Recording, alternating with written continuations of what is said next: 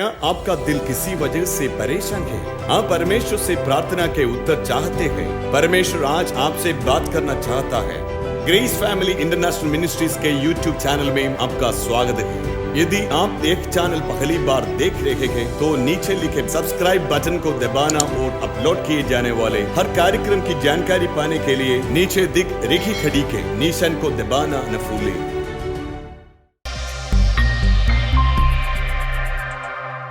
यूहन्ना रचित सुसमाचार पहला अध्याय उसका 42वां आयत को हम पढ़ेंगे। यीशु ने इसके विषय स्पष्ट कहा हुआ एक वचन है। यीशु के करीब एक शिष्य को खड़ा करने में आया, तब वह उसे यीशु के पास लाया। यीशु ने उस पर दृष्टि कर कहा कि तू यूहन्ना का पुत्र शमौन है। हाँ, तू कैफा अर्थात तू सीमोन कहलाता है। तू सीमोन कहलाता है। तू कैफा कहलाएगा, जिसका अर्थ है तुझको पतरस। तू कैफा करके कहला जाएगा। अभी तो तू सीमोन कहलाता है, तुझे मैं पतरस बनाऊंगा।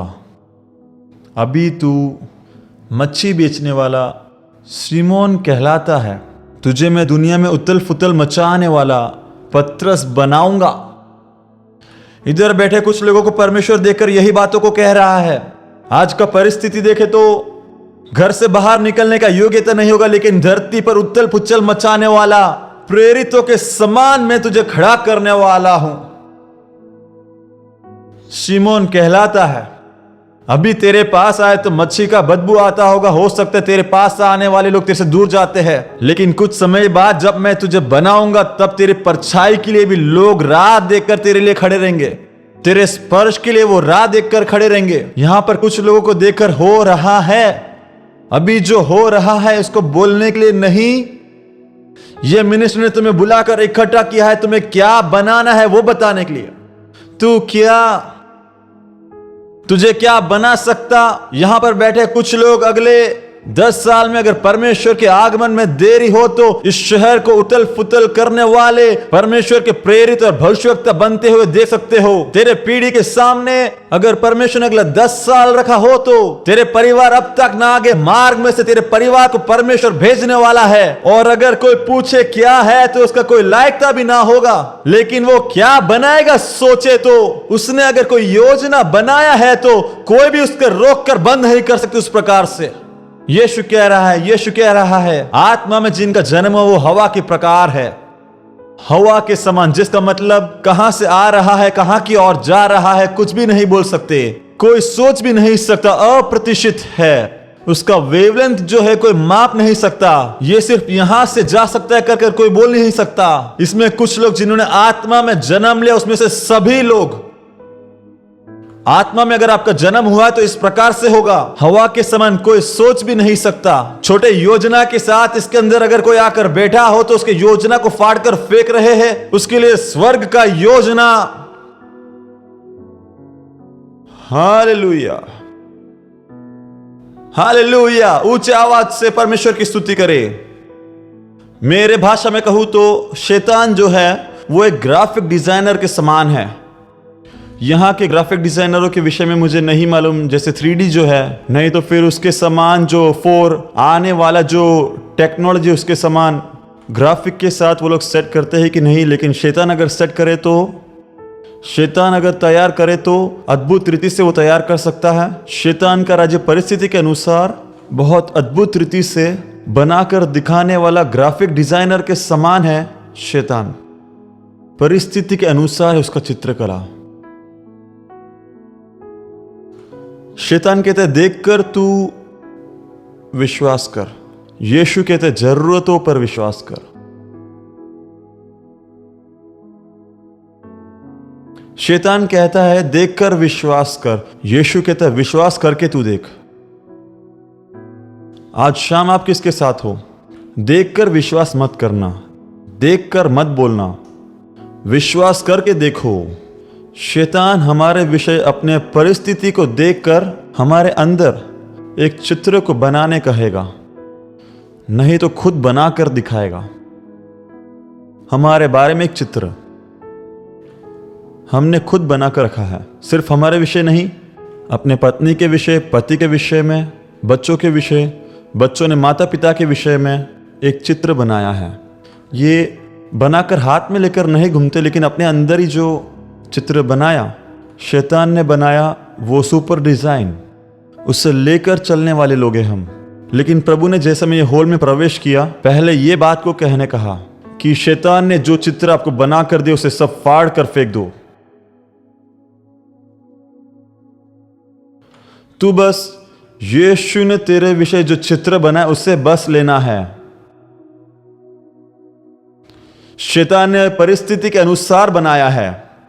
मेरे सामने जो परिस्थिति, दरिद्रता, कर्जा, बड़ा बोझ, ये सब परिस्थिति को देखकर शैतान ने मेरे विषय में चित्र बनाकर मेरे हाथ में दिया है और इसे ही लेकर मैं अभी घूमता हूं। परिस्थिति के अनुसार देखे तो ये चित्र के साथ मैं बिल्कुल सही ठहरता हूं। Hallelujah, hallelujah. लेकिन प्रभु के कहने के अनुसार देखे तो इसके साथ कोई मायने नहीं। इसलिए शैतान ने जो बना उसे फाड़ कर फेंकने कहा। शैतान दिखाकर कई बातों को दिखाकर विश्वास करने कहता है, लेकिन प्रभु उससे उल्टा है। विश्वास करने के बाद कहता है कि तू उसे देख। शैतान रोग दिखाकर तुम्हारी उम्र को विश्वास करने कहा। यीशु उसके छेदे हुए शरीर दिखाकर कहा कि विश्वास कर लो। आज शाम यहां अद्भुत संगाय होने वाला है। वो देखकर विश्वास करने वालों के लिए नहीं, जरूरत को विश्वास करने वालों के लिए। मेरे साथ विश्वास करने कोई है तो ऊंचे आवाज से। परिस्थिति हमें देखकर कहता है ये बिल्कुल भी संभव नहीं, बचकर जाने का कोई शक्यता नहीं, ये चित्र हमारे हाथ में है। लेकिन बाइबल सत्य कहता है, वचन सत्य कहता है।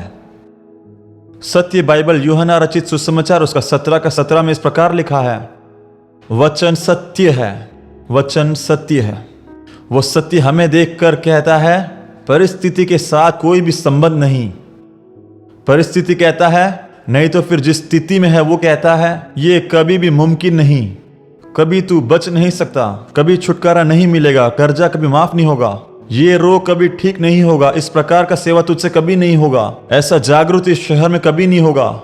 ऐसे परिस्थिति तुम्हें पुकार कर कहते समय बाइबल कहता है कि वचन सत्य है और वो सत्य तुम्हें देखकर कहता है तेरे परिस्थिति ने जो चित्र बनाया उसे तू फाड़ कर फेंक दे।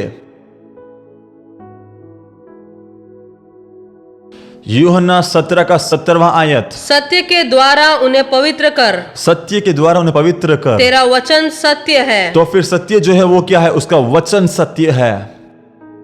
पड़ोस के व्यक्ति को छूकर कहो कि उसका वचन ही सत्य है। उस सत्य के द्वारा पवित्र बनना है। परिस्थिति के अनुसार अपने आप को ढकना इस प्रकार बाइबल नहीं कहता। परिस्थिति के अनुसार ढके तो 1 हफ्ता होगा उसका जीवन, आपका प्रतीक्षा आप खो दोगे।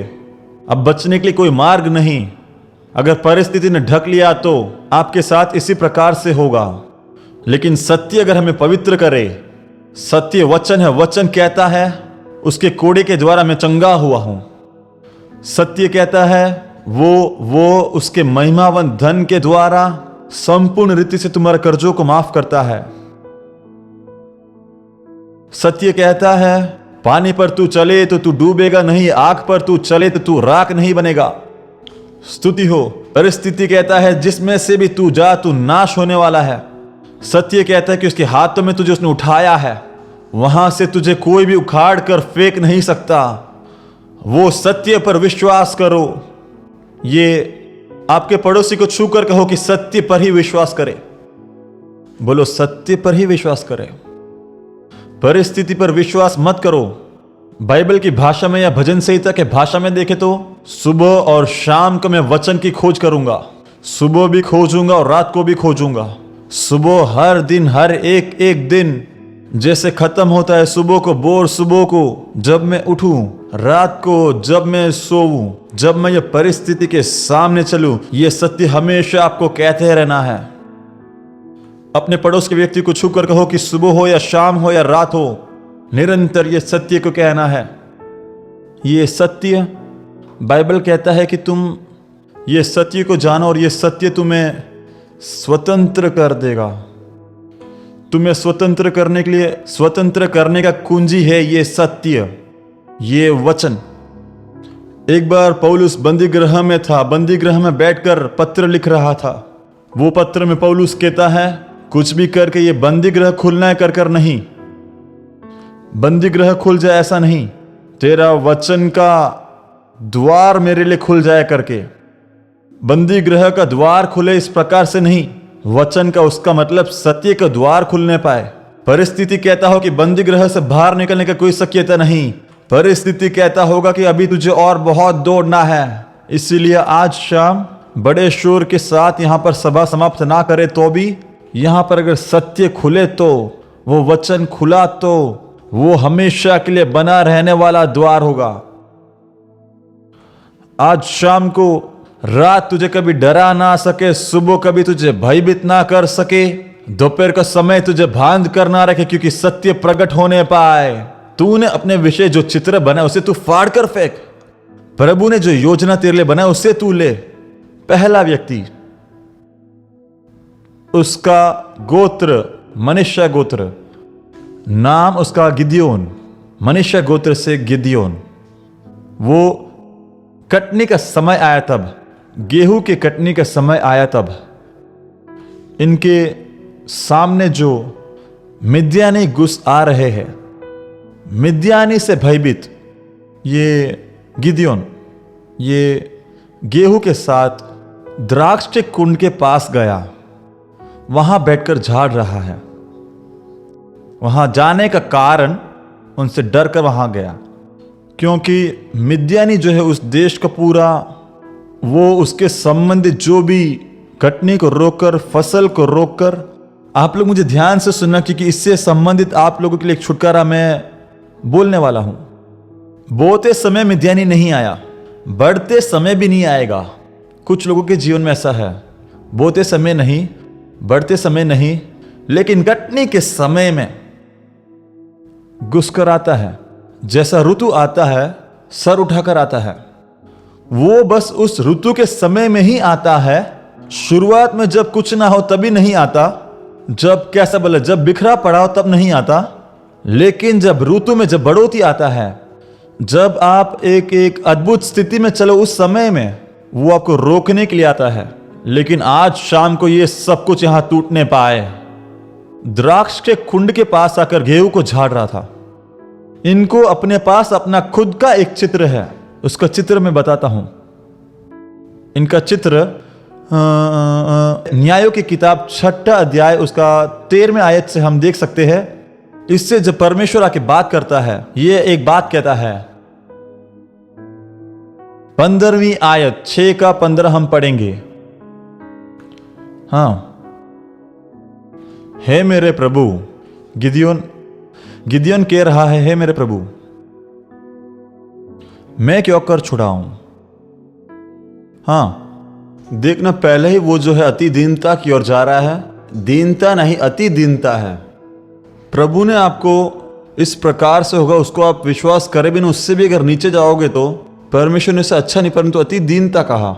मेरा कुल मनुष्य सबसे कंगाल है। देखा आप लोगों ने, जो चित्र उसके हाथ में है वो कंगाल है, छोटा है।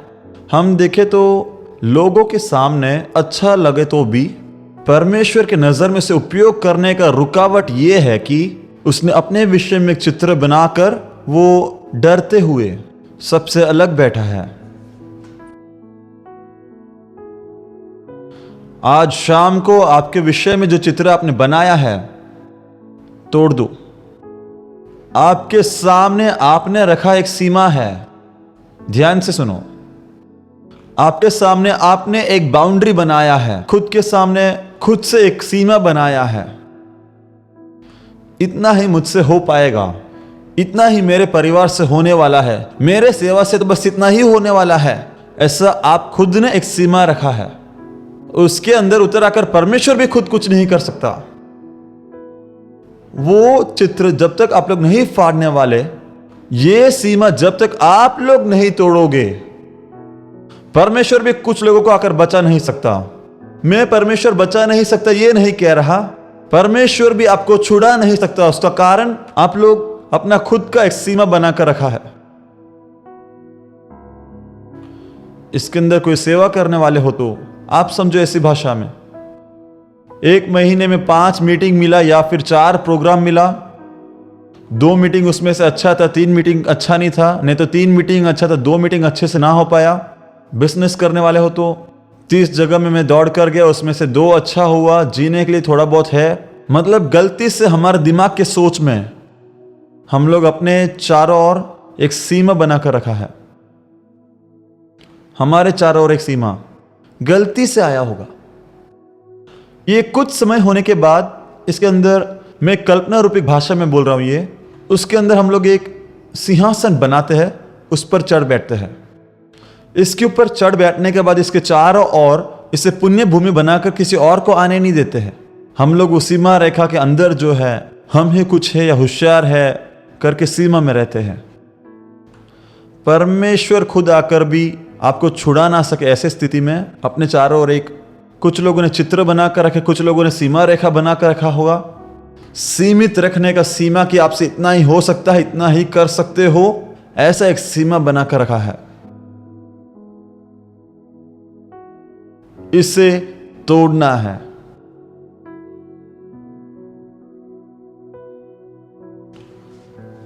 अगले नवंबर में तू यही स्थिति में नहीं रहने वाला, तेरा व्यवसाय ये स्थिति में नहीं होगा। अगले नवंबर में तेरा सेवकाय जो है इस प्रकार से नहीं होने वाला। आंख बंद कर विश्वास करोगे क्या? मेरा अनुभव है 2 रीति से ये सीमा तोड़ सकते हैं। पहला, जिन्होंने ये सीमा को तोड़ा है उनके साथ संगति रखो। पड़ोस के व्यक्ति को कहो, सीमा तोड़ने वाले लोग भी हैं, हाँ, कीमत चुकाकर उनके साथ लग जाओ।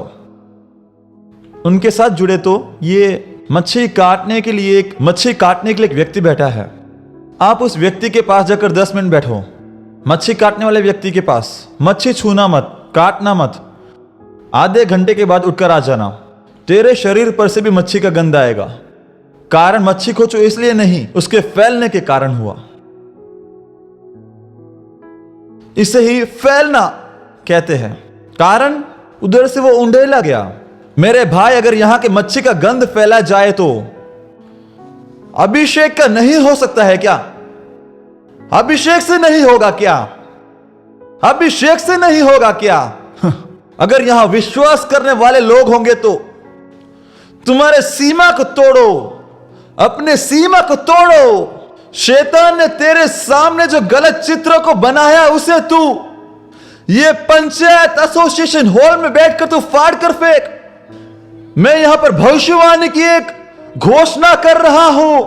फाड़ने वाले कुछ लोग, ये मई महीना अंत होने के पहले कोई भी आपके विषय में सोच ना सके उस प्रकार से परमेश्वर तुझे उन्नति की ओर ले जाएगा।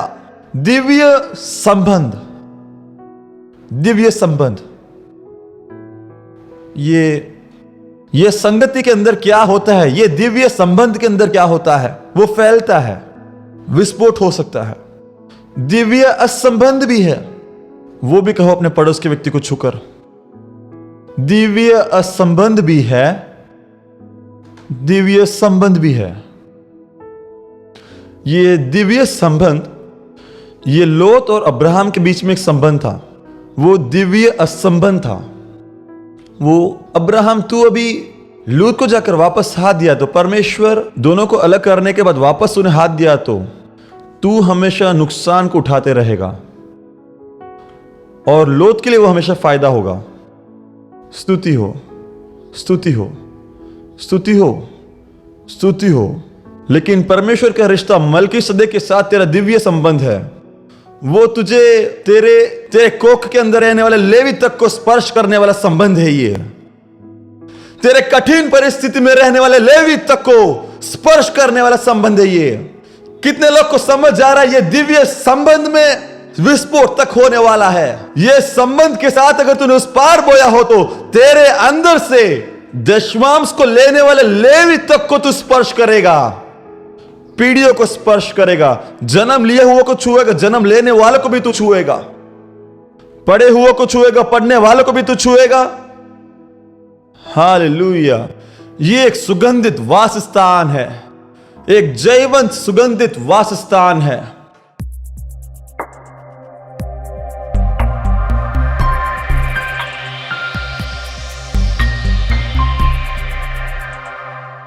शरीर कांपता हुआ जैसा, जमीन में गिरने के समान, जैसे आपका शरीर जमीन में गिर जाए उस समान शरीर आपका भयंकर रीति से कांप रहा है। वो हमेशा कांपता नहीं, वो नीचे ऐसे अद्भुत चंगाई परमेश्वर करे। दूसरा, उस व्यक्ति से संबंधित परमेश्वर मुझे सर दर्द, उससे कुछ संबंधित एक अशांति के साथ, मैं कह रहा हूँ शरीर कांपता है। हमारे मीटिंग में आए ऐसा कोई संभावना नहीं है, नहीं तो मुझे कोई प्रार्थना विषय का ऐसा व्यक्ति नहीं है। पहली बार वो आए हैं। हमने आपस में कभी कुछ बात किया है क्या? नहीं। मैंने जो कहा वो आपके विषय में है क्या? आपके परिवार के साथ संबंधित एक छुटकारा आज शाम परमेश्वर देने वाला है। यीशु का हाथ इस परिवार के ऊपर परमेश्वर रखते हुए मैं देख सकता हूं। बिल्कुल, ये बहन को शरीर में द्रुजारी है। अभी प्रभु यीशु मसीह के नाम से आपके शरीर में या आपके शरीर के ऊपर परमेश्वर अपना अद्भुत हाथ को आपके ऊपर लंबाने वाला है।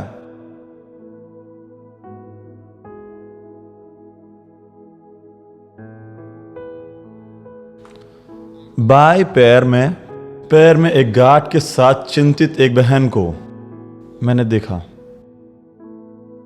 बाएं पैर में संबंधित एक गांठ ऑपरेशन के द्वारा हटाना है करके राह देखकर बैठे हैं। यीशु पर अगर आप विश्वास करते हो तो आज शाम को वो आपको ठीक करना चाहता है। भविष्यवक्ता इनका कहना है उस प्रकार का गांठ है उनको। इतना ही नहीं, डॉक्टर को इन्होंने बताया है, स्कैनिंग रिपोर्ट भी इनके पास है। डॉक्टर ने इसका ऑपरेशन के लिए इन्हें कहा है। डॉक्टर ने कहा है? स्कैनिंग रिपोर्ट अभी इनके पास है। अभी हाथ में है? हाँ। ये आपने मुझे कहा था या इस प्रकार का कोई बात हमारे साथ हुआ था क्या? नहीं। यीशु का अद्भुत हाथ इस शरीर के ऊपर अभी उतर आने के लिए हम सब मिलकर प्रार्थना करते हैं। आपके द्वारा एक अद्भुत चंगाई इनके शरीर के ऊपर होने के लिए हम सब मिलकर प्रार्थना करते हैं। सर के ऊपर हाथ रखो।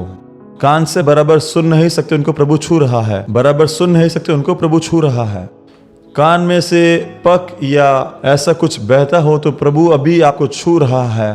थायराइड की गांठ अभी गायब होते मैं देख सकता हूं। यीशु मसीह के नाम से अभी ये सब ठीक होने पाए। हाथ रखकर प्रार्थना करो, यीशु को पुकारते हो प्रार्थना करो उच्च आवाज से। यीशु का हाथ आपके शरीर को छूता हुआ मैंने देखा था। माता आपका मैंने देखा, वो ऑपरेशन हटते हुए मैंने देखा था। माता आपके ऊपर मैं रोस अम्मा एक नाम देख सकता हूं। हाँ भविष्यवक्ता, रोसम्मा है ये बहन का नाम। रोसम्मा है ना? वो ऑपरेशन हटते हुए मैं देख सकता हूं। यीशु मसीह का हाथ आपको छूते हुए मैं अभी देख सकता हूं। भविष्यवक्ता ये एक अद्भुत चंगाई है। पिछले 2 वर्ष से अपने बाएं कान से ये बहन कुछ भी सुन नहीं सकती थी। लेकिन अभी प्रार्थना करने के बाद परमेश्वर का सामर्थ्य इन्हें छुआ। उसके बाद अभी उन्होंने अपने दाएं कान को बंद करके ये बहन बाएं कान से सुनने की कोशिश की, तब बहुत अच्छी रीति से वो सुन सकती है। इस प्रकार का एक अद्भुत चंगाई परमेश्वर ने यहाँ पर किया है। ताली बजाकर परमेश्वर की स्तुति करे। ठीक है बहन, आप सही में ठीक हुए या नहीं वो हमको नहीं मालूम। आपके मुख से जो आपने बोला बस वो हम जानते हैं। क्या सही में वो कान से आप सुन सकते हो? मेरे इस कान में छेद है, उसके कारण ऑपरेशन की आपके जरूरत। कान के अंदर छेद है? हाँ जी, छेद है। तो फिर ऑपरेशन के लिए कहा गया है, इसलिए यहाँ ऑपरेशन करना है इस प्रकार से कहा गया। कान में छेद है। अभी प्रार्थना करने के बाद क्या हुआ है? हाथ रखकर प्रार्थना करने के लिए जब कहा गया तब मैंने अपने कान पर हाथ को रखा। उस समय कुछ अद्भुत काम होते हुए मुझे महसूस हुआ। क्या? कुछ गरम सा महसूस गरम जैसा हुआ कुछ मुझे। महसूस हुआ। वाव, हाँ। उसके बाद भाई ने मेरे लिए प्रार्थना किया, मुझे पूरी चंगाई मिली। अभी सुन सकते हो? सुनाई देता है। क्या आपका दिल किसी वजह से परेशान है? हाँ, परमेश्वर से प्रार्थना के उत्तर चाहते हैं। परमेश्वर आज आपसे बात करना चाहता है। ग्रेस फैमिली इंटरनेशनल मिनिस्ट्रीज के YouTube चैनल में आपका स्वागत है। यदि आप एक चैनल पहली बार देख रहे हैं तो नीचे लिखे सब्सक्राइब बटन को दबाना और अपलोड किए जाने वाले हर कार्यक्रम की जानकारी पाने के लिए नीचे दिख रखी घड़ी के निशान को दबाना न भूलें।